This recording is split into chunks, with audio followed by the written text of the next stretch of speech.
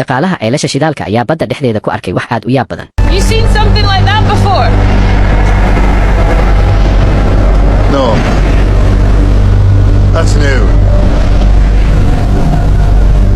isla waqtigaas maareeyihii goobtuna wuu arkay muuqaalkaas. waxay arkeen ceeryaamo aad u cufan oo si lama filaan ah uga soo kacday badda fog kuna soo siqaysa xarunta qodista shidaalka. wax ka badan 10 ilbiriqsi gudahood ceeryaamadii waxay gebi ahaan balliqday xaruntii.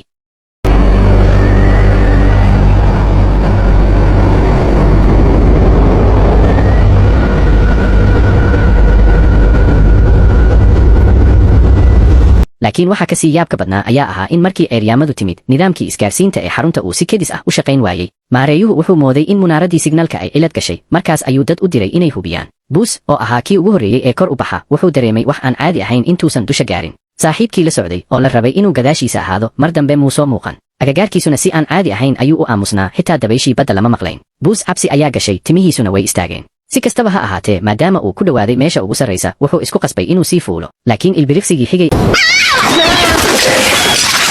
ayuu ogaaday in ay ahaayeen koox shimbiro badeed ah oo isaga argagax geliyey. buus si xanaaq leh ayuu u caytamay, balse taasi waxay sii kordhisay cabsidii qalbigiisa ku jirtay. lugihiisa waxay bilaabeen inay gariiraan si aan la xakamayn karin. nasiib wanaag saaxiibkiisii ayaa ugu dambayn soo gaaray. buus wuu yara degay, kadibna wuxuu sii watay fuulitaankiisii. laakiin markii uu dhammeeyey kormeerkii oo uu isku diyaarinayay inuu la soo dago saaxiibkiis, wuxuu gees ka arkay shimbir badeed dhaawac culus qaba oo dhimasho qarka u saaran.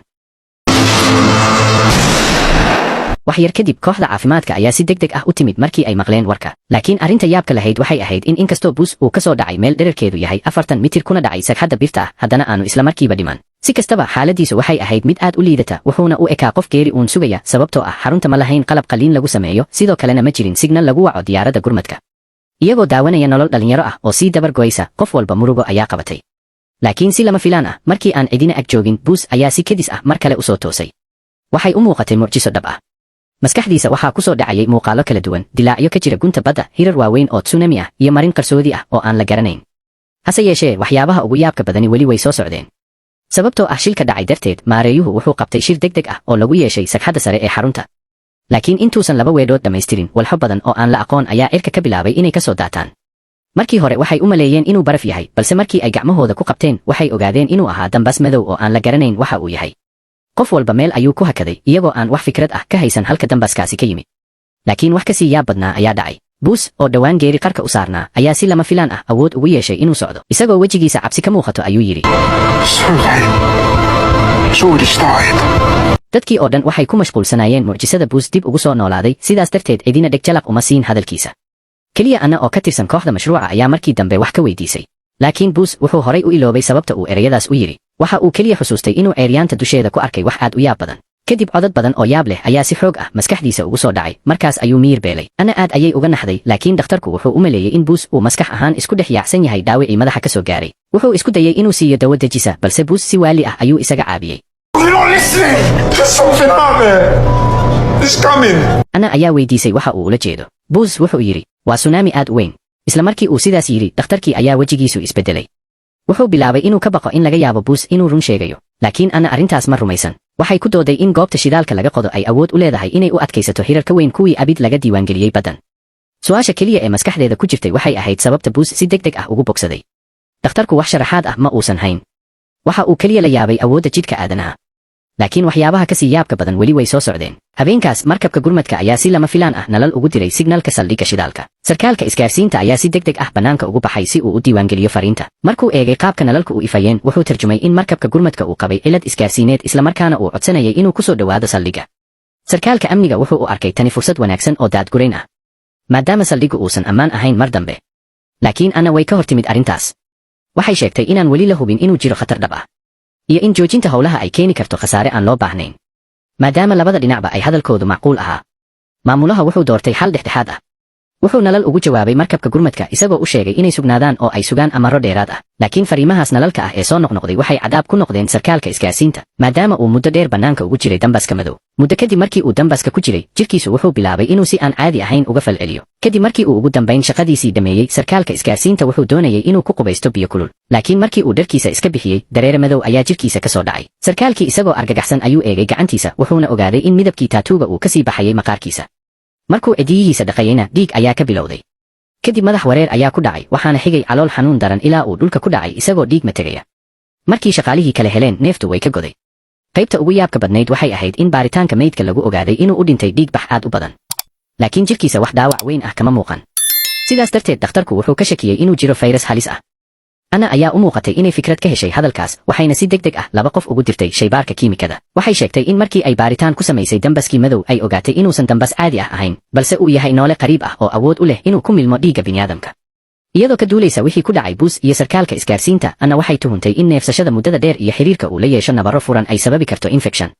laakiin isla noolahani wuxuu sidoo kale awood u leeyahay inuu hagaajiyo dhaawacyada jirka kana saaro wasakhda ama cilladaha ku jira jirka. taatuugii sarkaalka isgaarsiinta oo dabargooyay wuxuu ahaa calaamad muujinaysa in jirkiisa laga sifaynayay waxyaabo qalaad. sidoo kale Buus inuu ka badbaado dhicitaankii weynaa islamarkaana si degdeg ah u bogsado waxay u badan tahay inay sabab u ahayd noolahan. maamulaha ayaa markaas weydiiyey sababta uu sarkaalka isgaarsiinta u dhintay. dhakhtarku wuxuu qiyaasay in noolahaasi uu doonayo marti caafimaad qabta. maadaama sarkaalka isgaarsiinta uu qabay cudurka Parkinson oo daran, jirkiisuna uu diiday noolahaas, taasoo keentay dhimashadiisa. taasi waxay ka dhigan tahay in khatartu weli jirto. maamulaha ayaa isla markiiba amar ku bixiyey in dhammaan shaqaalaha bannaanka jooga dib loogu soo celiyo gudaha. wuxuuna calaamad gurmad u diray markabka kaydka ahaa. laakiin wax yar kadib markii fariinta la baahiyey, dambaskii madowaa si lama filaan ah ayuu u joogsaday. tani waa inay ahayd war wanaagsan, laakiin ceeryaantii ayaa aad u cufnayd, aragtiduna aad bay u liidatay. markabkii gurmadka ahaa ma awoodin inuu si sax ah u hago jihadiisa, wuxuuna si toos ah ugu soo socday saldhigga shidaalka. isku dhacna wuxuu noqday wax aan laga baxsan karin. maamulihii ayaa argagaxay, wuxuuna beddelay qorshaha. wuxuu Raymond ku amray inuu nalalka ku wargeliyo markabka inuu jihada beddelo.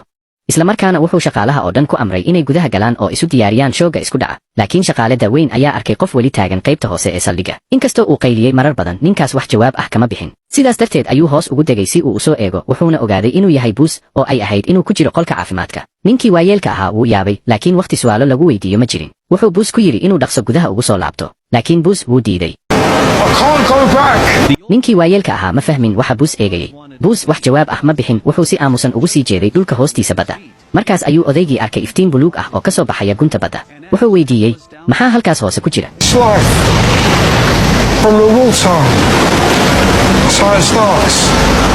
odaygu hal eray ma fahmin, laakiin markabkii oo sii dhowaanayay awgiis wakhti dood looma hayn.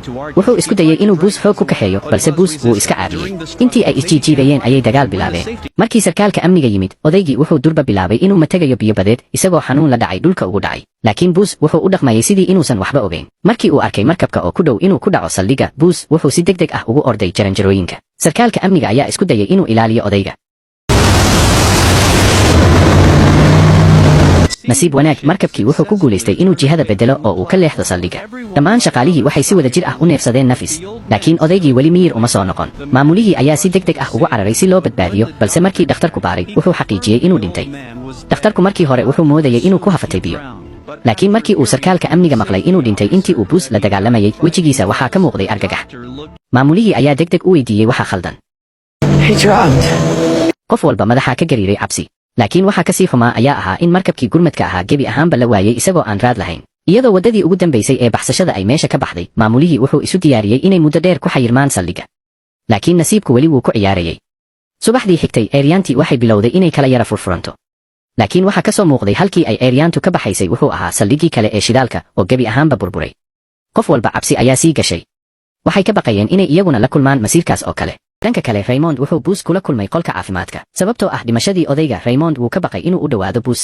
laakiin Buus durba wuxuu Raymond u arkayay inuu ka mid yahay dadka isaga la jira, wuxuuna ku casuumay inuu ka caawiyo ilaalinta noolaha qarsoon. Raymond wuu wareeray. Buus wax jawaab ah ma bixin, wuxuu keliya eegayay gacanta dhaawacan ee Raymond uu shalay dhaawacay. isla wakhtigaas Anna ayaa si lama filaan ah qolka u soo gashay. Buus markiiba wuu jeestay wuuna cararay. khatar uu lahaa darteed Anna iyo Raymond ma aysan eryan. maamulaha markii uu warka maqlay, wuxuu abaabulay baaritaan guud oo saldhigga oo dhan laga sameeyo si Buus loo helo ka hor inta uusan dadka kale qaadsiin wax kasta oo isaga ku dhacay. isla wakhtigaas Anna waxay samaysay daafur cusub. qaab dhismeedka unugyada dambaska madow wuxuu aad ugu ekaa fosil ay heleen markii ceelkan markii ugu horreysay la qodayay. sida la og yahayna, shidaalku wuxuu ka samaysmaa hadhaaga dhir iyo xayawaan qadiimi ah oo malaayiin sano cadaadis ku jiray. sidaas darteed Anna waxay soo jeedisay fikrad ah in noolahan qarsoon uu sidoo kale jiri karo malaayiin sano. saliidda ay qodayeenna waxay ka soo jeeday dhammaadkii xilligii Bermiyaanka.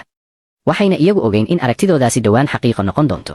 intii baaritaanku socday, mid ka mid ah shaqaalaha ka baarayay qaybta wax soo saarka ayaa arkay iftiin buluug ah oo ka soo baxaya haanta kaydka. wuxuu fahmi waayey sababta, markaas ayuu dadka kale ugu yeeray inay eegaan. Buus markii uu arkay arrintaas si degdeg ah ayuu weerar u qaaday. markii saraakiisha amniga yimaadeen, nin gadle ah ayaa si xun u dhaawacmay. Baik aad ayuu u xanaaqay, wuxuuna ku dhaartay inuu Buus heli doono oo cashar daran bari doono. laakiin markaas ayuu si lama filaan ah u ogaaday in dhir ay ka dhex baxayso haanta kaydka. isla wakhtigaasna gunta badda ayaa si lama filaan ah u duntay, taasoo sababtay in saldhigga oo dhan si xoog leh u gariiro. saraakiishii amniga way argagaxeen. laakiin ninkii gadlaha ahaa ee dhaawacnaa wuxuu si xanuun leh u qabtay afkiisa. markii ay weydiiyeen waxa ku dhacay, waxay ogaadeen in mid ka mid ah ilkihiisii qudhmay uu ka soo dhacay. fayrasku wuxuu bilaabay inuu nadiifiyo jidhkiisa. markii uu gadlihii ogaaday in sirtiisa la fahmay, wuxuu suuxiyey mid ka mid ah saraakiisha amniga kadibna wuxuu u cararay gudaha qaybta wax soo saarka. dhanka kale shaqaale dumar ah ayaa aragtay buus. markii gariirkii joogsaday kadib way daba gashay. laakiin waxay ogaatay in meel kasta oo buus maro ay ka soo baxayaan dhir qariib ah. buusna wuxuu ag joogay haanta kaydka isagoo daryeelaya dhirtaas. haweenaydii way ogaatay inaysan la dagaalami karin, sidaas darteed waxay isku dayday inay ku qanciso inuu dib ula soo laabto. laakiin buus mar kale wuu diiday. wuxuu sheegay inuu dareemayo joogitaanka shayga meeshaas ku jira, islamarkaana uu helayo xusuustiisa ka soo bilaabanaysa malaayiin sano ka hor.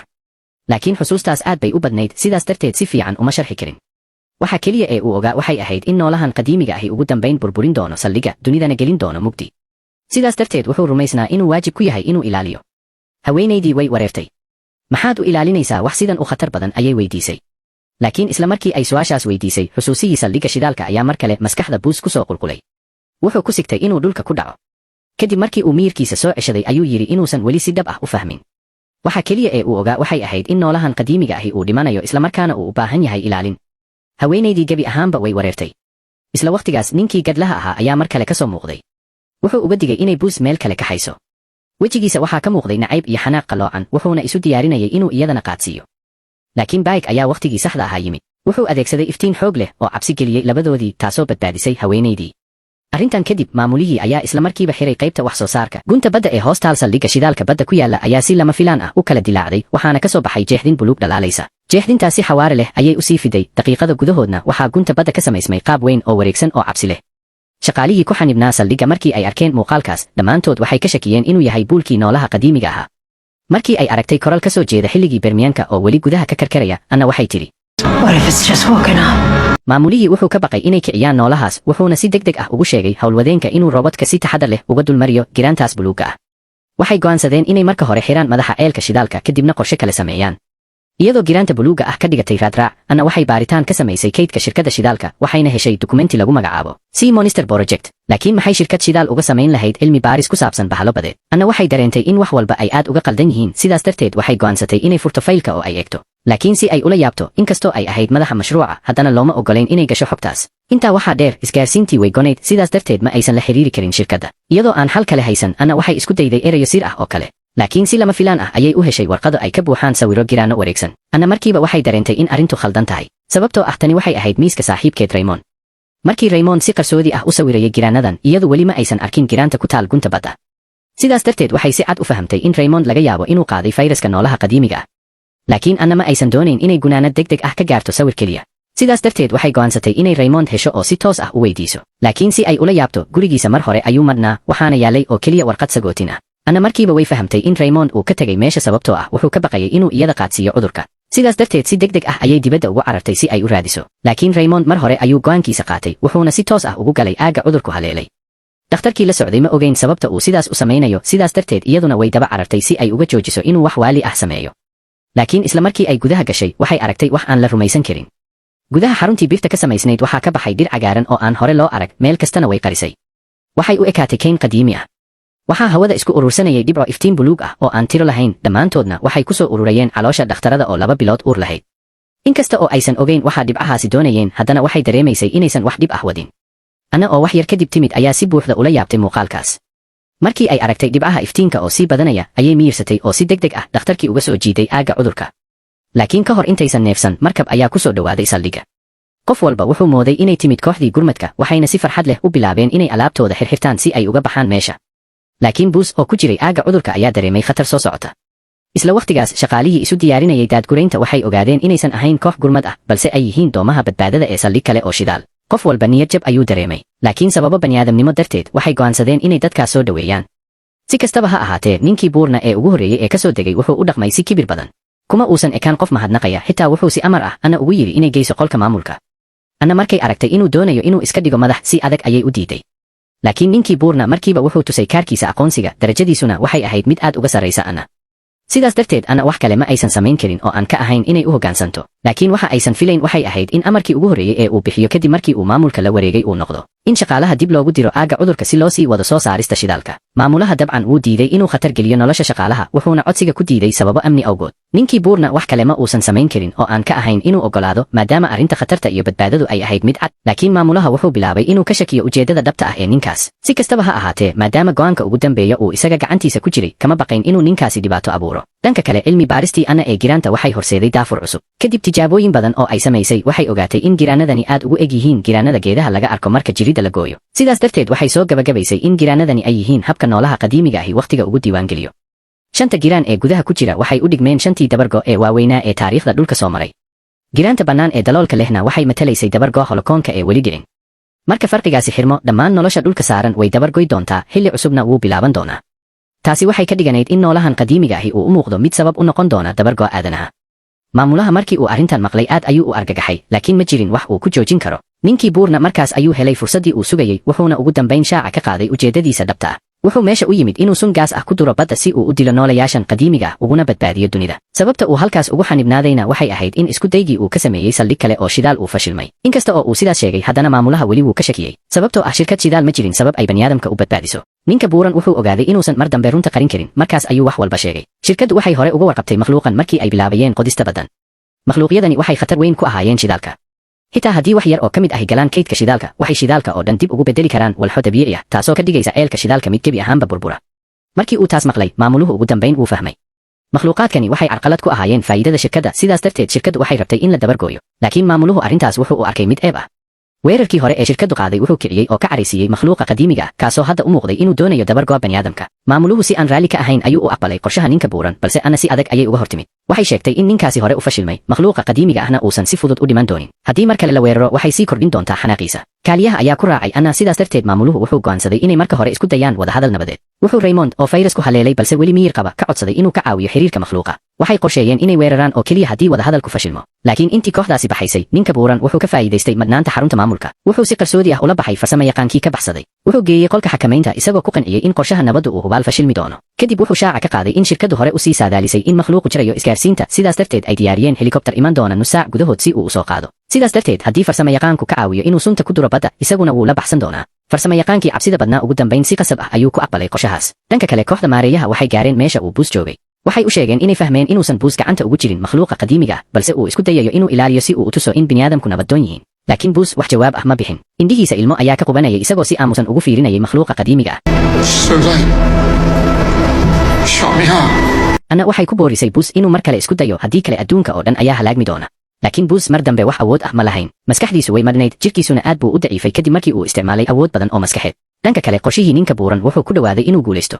Laakiin farsamayaqaankii qalbigiisa waxaa galay cabsi, sababtoo ah ninka buuran hore ayuu saaxiibadiis u khiyaameeyey. Sidii la filayeyna, markii farsamayaqaanku si caadi ah ula hadlay, ninka buuran wuxuu muujiyey wejigiisa dhabta ah. Weligiis qorshaha kuma jirin inuu isaga la baxsado, sababtoo ah wuxuu ogaa xog aad u badan. Markii uu arkay farsamayaqaanka oo qoslay halkii uu ka argagixi lahaa, ninka buuran wuxuu dareemay in wax qaldan yihiin. Farsamayaqaanku si qarsoodi ah ayuu u shiday idaacadda guud ee platformka. Hadda qof walba wuu maqlayay arrinta helikobtarka, waxayna wada fahmeen qorshaha foosha xun ee ninka buuran. Laakiin waa ay daahday. qalabkii sunta lagu sii daynayay mar hore ayuu shaqeeyey, makhluuqii qadiimiga ahaana si buuxda ayuu u carooday. Giraantii weynayd waxay bilowday inay si xawaare leh isu xirto. Platformkii oo dhan wuxuu galay gariir xooggan. Ninkii buurnaana wuxuu u cararay dhanka sagxadda sare. Markuu arkay helikobtarkii oo yimid sidii loo ballamay, wuxuu isu diyaariyey inuu cid walba ka tago oo baxsado. Laakiin Barker ayaa halkaas ku sugayay. Ninkii buuran wuxuu baryay inuu naxariis u muujiyo, isagoo leh inuu Barker la bixi karo. Laakiin Barker ma rumaysanayn hadalkiisa, sababtoo ah xitaa haddii uu dilo ninka buuran, isaga laftiisu wuu raaci karay helikobtarka. Nasiib wanaag, dhakhtarka ayaa joojisay Barker, iyadoo rabtay in ninka buuran dib loogu celiyo si sharci ahaan loo ciqaabo. Isla waqtigaas farsamayaqaankii wuxuu sheegay inuu damiyey qalabkii sunta sii daynayay, laakiin mar hore ayay goor tahay. Makhluuqaadkii qadiimiga ahaa waxay isu yimaadeen, iyagoo sameeyey giraan si buuxda u xiran, taasoo ka dhignayd halaag. Anna waxay mar kale isku dayday inay baryo, laakiin si cad makhluuqaadku fursad dambe ma siinaynin. Waxay ku qasbanaadeen inay naftooda la cararaan, laakiin intii ay sii baxsanayeen, Buus wuxuu go'aansaday inuu halkaas joogo. Markii maareeyuhu isku dayay inuu ku qanciyo inuu baxo, Buus wuxuu yidhi, si walba waan dhimanayaa marka, waxaan doorbidayaa inaan joogo oo aan ilaaliyo dhiftaan. Maareeyuhu wuxuu fahmay in Buus doonayay inuu naftiisa ku caddeeyo wanaagga bini'aadamka. Wuxuu yidhi, maya mar dambe maya. Kadibna wuxuu u cararay dhinaca helikobtarka. Isla waqtigaas tsunami aad u weyn ayaa ka soo muuqday cirifka badda, mid aan dhammaadkiisa la arki karin. Ilbiriqsiga gudahood ayuu ugu soo dhacay platformka, wuxuuna si fudud u burburiyey saldhig shidaal oo u dhawaa. Daqiiqadii ugu dambaysay, maareeyihii iyo kuwii kale waxay fuuleen helikobtarka. Tsunamiguna wuxuu ka hoos maray iyaga. Wax ka yar 2 mitir ayuu uga maqnaa. buus wuxuu u dhaqaaqay dhanka makhluuqa qadiimiga ah ilaa jirkiisa oo dhan uu daboolay.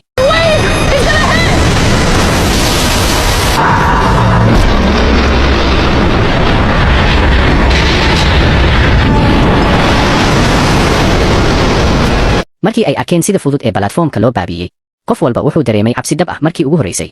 Laakiin waxa ka sii argagax badnaa ayaa ahaa in tsunamigu hadda si toos ah ugu socday dhulka dadka degan yihiin. Kadib ninkii buurnaa ayaa sheegay in meesha helikobtarku u socdo aysan ahayn gurigooda. Qof walba ayaa eegay iyagoo yaaban. Waxayna weydiiyeen halka ay tegayaan. Laakiin ninka buuran wuu diiday inuu jawaabo. Sida qof aan rabin inuu dib u xasuusto meeshaas. Sidaas darteed waxay u duuleen mustaqbal aan la aqoon. In Buzz dab ahaan dhintay iyo meesha helikobtarku u socday. Waxaa la ogaan doonaa oo keliya season 2. Laakiin waqtigaas tsunamigii wuxuu durba gaaray dhulka gudaha.